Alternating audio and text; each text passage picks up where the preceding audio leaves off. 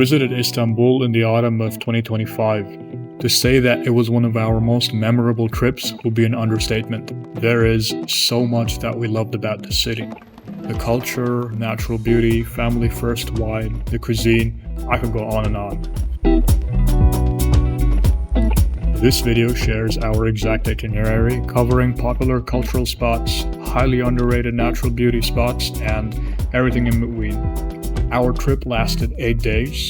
In this video, I go over an account of what we did on each day, followed by photos and clips of some of the spots that we visited. I hope you enjoy watching. I hope this helps you plan your trip to Istanbul, and I wish you an amazing trip to this beautiful city. So this is day one of our trip. We've had an overnight flight flying in from the UAE. We're obviously super exhausted, but also very excited to check out the city. We're very happy with our hotel, the Movenpick Golden Horn. I definitely recommend checking out the Golden Horn area as one of the places to live out of when visiting the city. It's one of the quieter, nicer parts of town, while also super accessible from some of the major tourist spots that you'd probably want to visit. Istanbul can get very busy at times, and if you're someone that likes a bit of peace and quiet, definitely look at some of the quieter parts of town to live out of when visiting the city. On our itinerary today, we've got a walk down the Golden Horn. We've found a couple of spots that we can grab lunch at before we continue on exploring the rest of the city. Then we're going to go down to Gülhane Park, a nice little spot for my son to run around and a nice easy start to our trip. Walking along here, little do we know that we'd keep coming back to this spot nearly every evening of our trip. There were several play areas that my son couldn't get enough of, great walking trails and spots where you could feed fish from.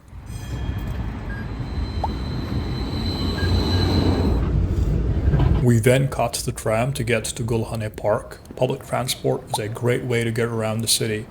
Their public transport systems are well maintained and pretty well connected. I'm going to elaborate on that a little later in the video.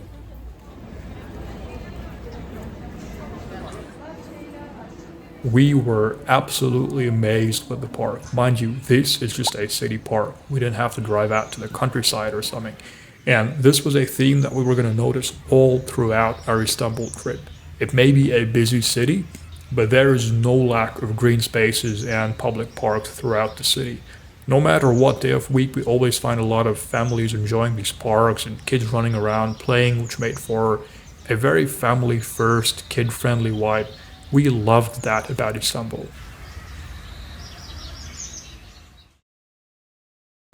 However, we did visit the Spice Bazaar.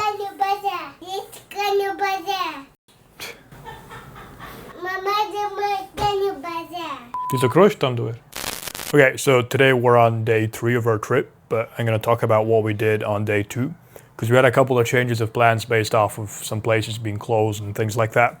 We wanted to visit the Grand Bazaar and the Spice Bazaar.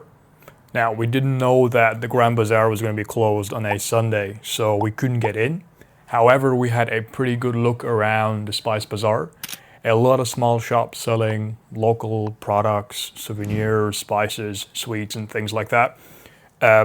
Definitely a pretty busy spot, but a cultural must-see if you're in Istanbul.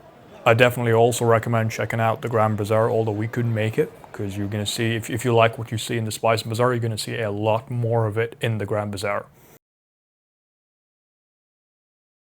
Now, I will say that although we found a lot of good local products in the Spice Bazaar, things like spices and sweets, we also did find a lot of touristy products. You know how these things usually go, a lot of these made in China souvenirs that were being sold at exorbitant prices, or things like clothes and shoes that might seem cheap in dollar terms, but really have subpar quality.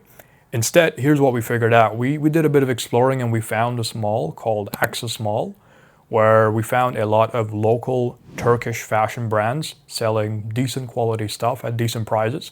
Now, obviously, this is a bit more than what you'd pay at the Spice Bazaar or the Grand Bazaar for these things, but these were much higher quality. So if you're looking for buying things like shoes and clothes that are made in Turkey by Turkish brands and are decent quality, fairly reasonable priced, I definitely recommend checking out one of these local malls where you're not going to find a lot of tourists. These are actually places that the local residents go shopping. And we were very happy to find the spot, and I definitely recommend you check it out if you're in Istanbul. They also had a lot of really nice food and beverage options, everything from local pide and doner brands to Subway and Burger King and everything in between. But definitely recommend you checking out this spot for good local brands that you can buy products from, and a lot of decent dining, food and beverage options. As I said earlier, the Spice Bazaar is a busy spot, but a cultural must-see. The fragrance of spices, woodwork, Turkish sweets, and the welcoming hospitality of the vendors gives this place a very warm vibe. A quick pit stop for tavuk shish and bulgur for lunch at the bazaar. This was our comfort food throughout the trip.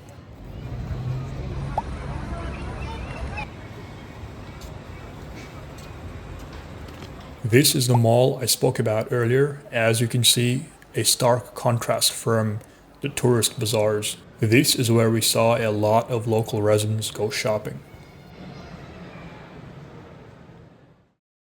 On day 3 of our trip, we visited the Hagia Sophia Mosque and the Sultanahmet Mosque, also known as the Blue Mosque. In the vicinity, we also saw the Sultanahmet Square and the Sultanahmet Park. All of these definitely must-see cultural spots when visiting Istanbul. For lunch, we stopped by at the highly recommended Seven Hills restaurant. A lot of people recommended this spot online, and frankly, it's well worth the hype. You're gonna get one of the best views of that area from the terrace of that restaurant, and they've got pretty good food. You've also got a very unique opportunity to feed seagulls off of the terrace of this restaurant, which was very interesting. The Sultanahmet area is a cultural and touristic hotspot. You've got well-connected walking trails and beautiful landscaping everywhere you look.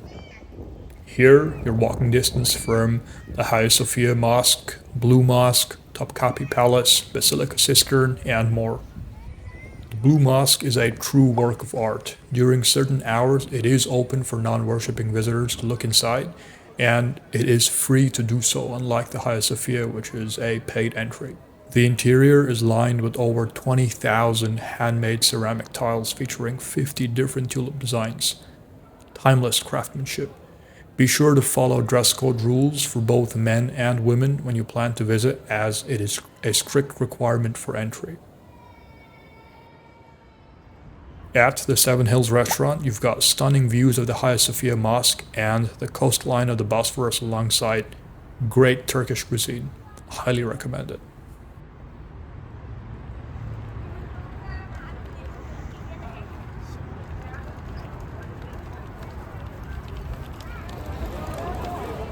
In the evening, we paid a visit to the Galata Tower, a defensive fort built in the year 1348. Now, one of the things that I didn't talk about at the start of this video was how we got around town. We're normally the type of people that prefer renting cars because it gives us a bit more flexibility in terms of what spots we want to visit and when. But Istanbul was one of the first destinations in a while where we didn't do that. We decided to make use of the city's public transport system and got this card called the Istanbul card, which you can get from any tram, metro, or bus stop in town. And I've got to say, we don't regret it. It's been a pretty good experience. The city is very well connected. And when you consider just how much cheaper it is to use public transport in Istanbul versus renting a car or calling cabs, it's a no-brainer. We pay about 27 Turkish liras per trip per person, which is about 70 cents, if I'm not wrong. And the cheapest cars that we could rent were in the range of $50 to $70 per day. So when you look at that massive difference, it is a no-brainer. Another thing that I wanted to talk about was some of the local snacks that you can try. So there are 3 very popular local snacks that you're going to see being served from several food trucks and stalls across town. You've got roasted chestnuts, corned ribs, and this bread dish called a simit, which is kind of like a bagel with sesame seeds on it.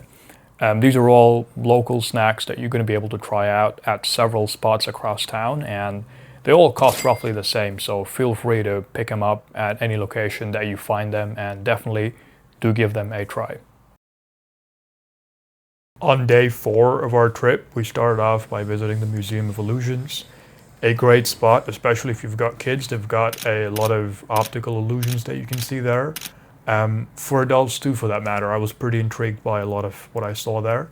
I will say though that for how much we paid, I would have expected it to be a little bit bigger, but a must-see popular spot in Istanbul nonetheless. A little tip here, if you're looking to try out authentic döner at a reasonable price in Istanbul, there's a spot right next to Museum of Illusions called Hey Döner.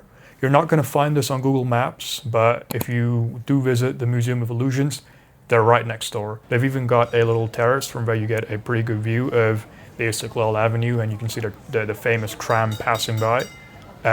Pretty good food, reasonable prices. Definitely recommend you check them out. We then took a walk down İstiklal Avenue till late in the evening. Think of this as like a large outdoor mall with a lot of little shops, everything from local handmade brands to international brands like Zara and Elsie Waikiki. I will say that this is a pretty good spot to buy local Turkish goods, things like shoes, bags, clothes, and spices and sweets.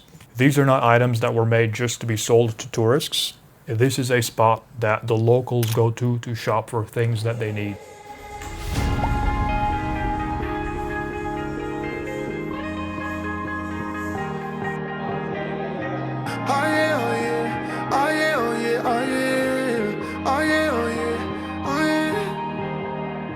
Hey there, what you drinking? 2 shots, let's pour it out. I know what you're thinking, but tomorrow won't come for us. This life that we're living, ain't never gonna give it up. Double shot for the gifted, and one more for us. There you go, drink it up. All this love. Sky, you're walking on a building. Wow. Sky, you're climbing up a building. Sky, you must be Spider-Man. Remember, you don't get it twice. The time of your life. As I said earlier, İstiklal Avenue is a great nighttime shopping district. You've got plenty of shops, little eateries, and a thriving late night shopping scene. A lot of welcoming shops and vendors as always.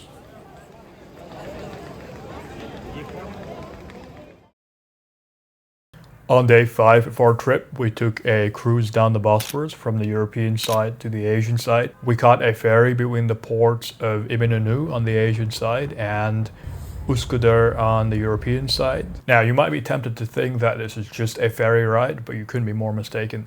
Trust me, this is a one-of-a-kind experience. You're going to see a lot of very significant monuments on both sides as you cruise along this route. On the Asian side, we first visited the Nakkaştepe National Park. A highly underrated spot. We didn't find a lot of recommendations for this spot online, but stumbled across it when we were doing a bit of research. This is one of the best parks that we've been to in all our travels. You're going to find a lot of play areas and walkways, and if you make it to the top, you're going to get an absolutely stunning view of the Bosphorus Bridge and the European coastline against the Bosphorus. We then visited the Çamlıca Mosque. We were there in the evening, so we got to see it with all the lighting turned on. Absolutely beautiful. You've got to see it in person to get a sense of how big this monument is. It is the largest mosque in Turkey, one of the largest in Europe, and I believe the 17th largest in the world. Definitely a must-see spot as well. On the Asian side, right along the coast, you're going to find a lot of little restaurants and cafes selling seafood. Highly recommend you try them out. A local delicacy is the fish sandwich, but you can also try out different types of grilled and fried fish. They're all freshly caught and taste great. Definitely recommend you check that out too. We caught the ferry from the port of Eminönü on the European side, where we were staying, to the port of Üsküdar on the Asian side.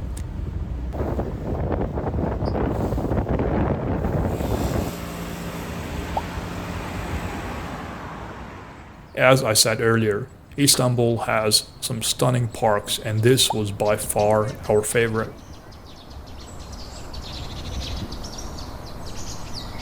Check out that view.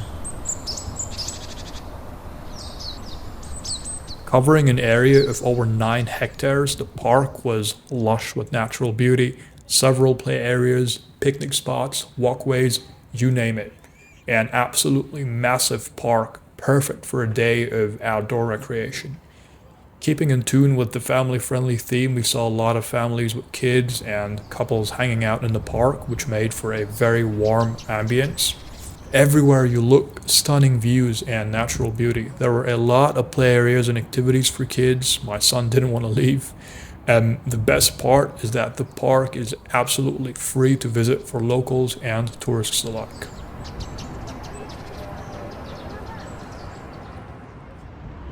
The Çamlıca Mosque is a marvel. It was truly humbling standing in front of this massive, beautiful monument. I highly recommend you visiting post-sunset to see it with the lighting turned on. Absolutely beautiful.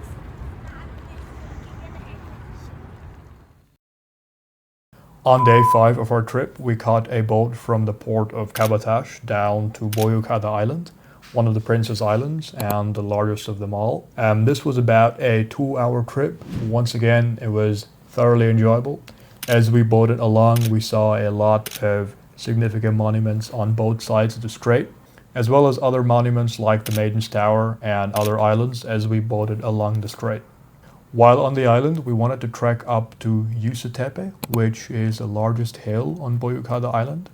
But unfortunately, after we made it about a third of the way, we had to turn back because we didn't have enough time before the last ferry left. We sort of got our timings wrong that day. But if you can, this is definitely something that I would recommend you do. We saw a lot of recommendations and pictures online of the view from the top. Definitely seems like it'd be worth the hike. While on the island, you're going to see a lot of vendors selling a local sweet called lokma, I believe. I might have gotten this bit wrong, but I believe this is what it's called. But this is a snack that I definitely recommend you try out whilst on the island. Considering how much we'd enjoyed our ferry ride the day before, we were super excited to experience it again. We got to the port of Kabataş, which was a very scenic coastal town where we grabbed a quick lunch before getting on the ferry. A good recommendation is the local delicacy balık ekmek, a Turkish fish sandwich. And there are a lot of spots that sell this and other seafood along the coast.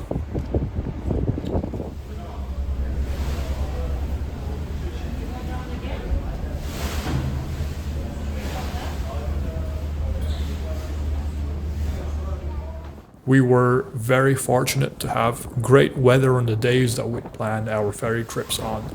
It was bright and sunny with a pleasant breeze which we enjoyed from the ferry's ample outdoor seating.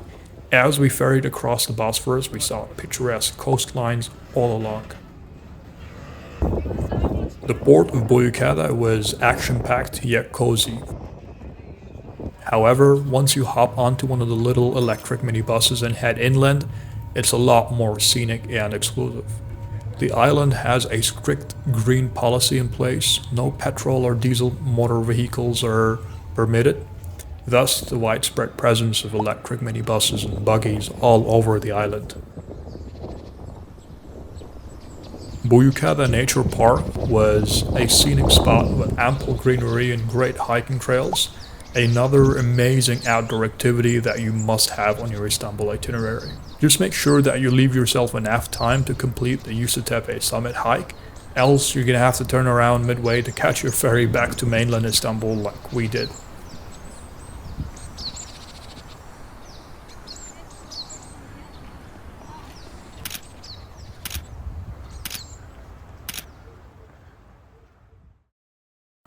On day 6 of our trip, we started off by visiting the Balat colorful district, an old town famous for having houses brightly colored in different colors. A great spot to walk around in. This area really has a European old town feel, coupled with the great weather that we had yesterday, made it a very cool experience.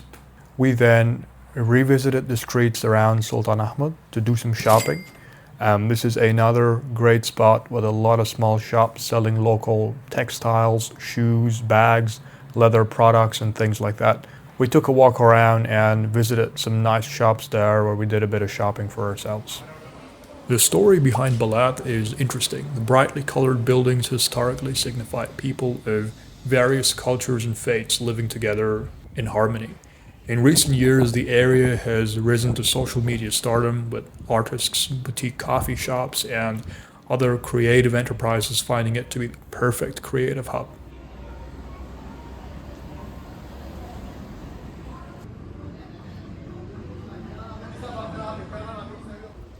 We then continued walking through some very scenic adjacent neighborhoods, exploring other landmarks as we walked along.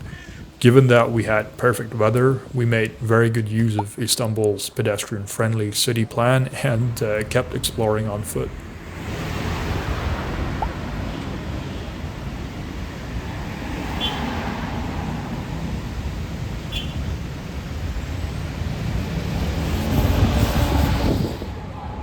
We'd stopped for a late lunch, and as night fell, we did a bit more shopping.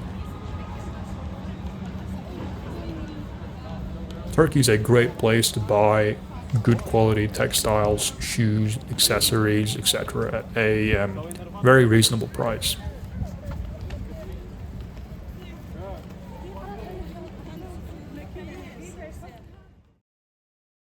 On our last day of the trip, we took a ride on the Istanbul cable car for some absolutely phenomenal views of the city from up top.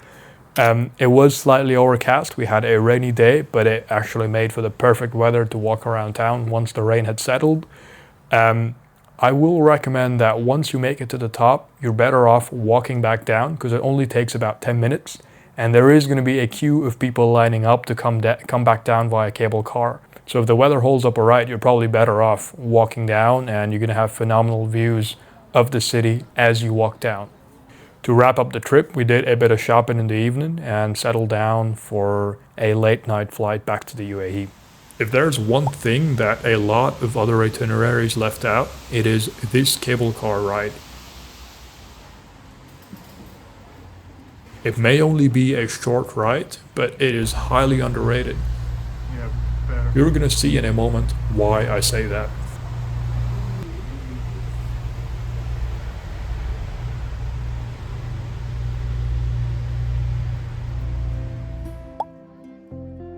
This view made it seem like we'd saved the best for last. And with this highlight, it was time to head back home. Believe me when I say we didn't want to leave. There is so much that we loved about this trip. Welcoming people, amazing food, family-first culture, beautiful parks and stunning natural beauty. Again, I could go on and on. With this trip, we'd barely scratched the surface.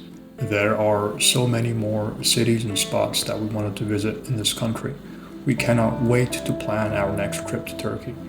We loved this one. Thank you so much for watching. Subscribe to follow our adventures, and I hope this itinerary helps you plan your Istanbul trip.